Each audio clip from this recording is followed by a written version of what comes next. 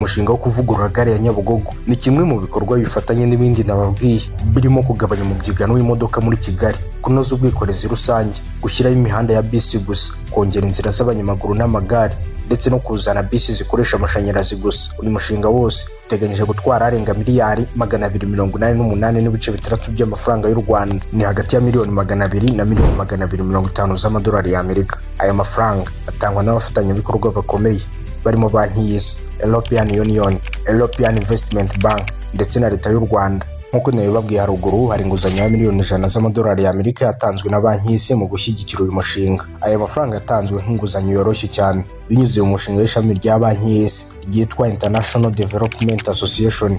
Ahari ishami rya Banki y'Isi ritanga inguzanyo z'igihe kirekire zifite inyungu nkeya cyane cyangwa hafi ya ntazo. Izi nguzanyo zigenerwa ibihugu biri mu nzira y'iterambere.